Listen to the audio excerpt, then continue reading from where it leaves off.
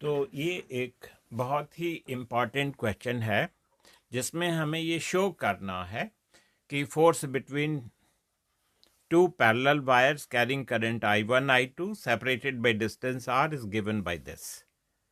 तो हम सबसे पहले इस वायर की वजह से जिसमें करंट I1 फ्लो कर रहा है डायरेक्शन ऑफ मैग्नेटिक फील्ड निकालते हैं। तो उसके लिए राइट हैंड रूल यूज करते हैं। तो B1 की वैल्यू आएगी mu naught I1 divided by 2πr। Similarly इस वायर में जब करंट फ्लो करेंगे तो जो मैग्नेटिक फील्ड है यहाँ पे वो आउटवर्ड होगी, उसका फॉर्मूला ये होगा। अब जब भी कोई current carrying wire external magnetic field में रखी जाती है तो उस पर फोर्स लगता है। फोर्स निकालने के लिए देखिए लेफ्ट हैंड रूल यूज कर रहे हैं, तो इस तरीके से होल्ड करते हैं। ये magnetic field is coming outward, current ऐसे जा रहा है, फोर्स इधर को होगा।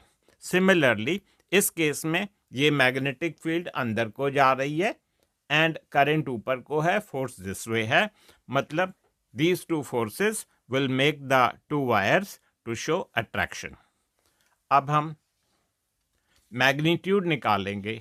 फोर्स का फॉर्मूला होता है F is equal to BIL sine theta, theta 90 degree है। F12 का मतलब है force acting on one because current is flowing in wire number 2।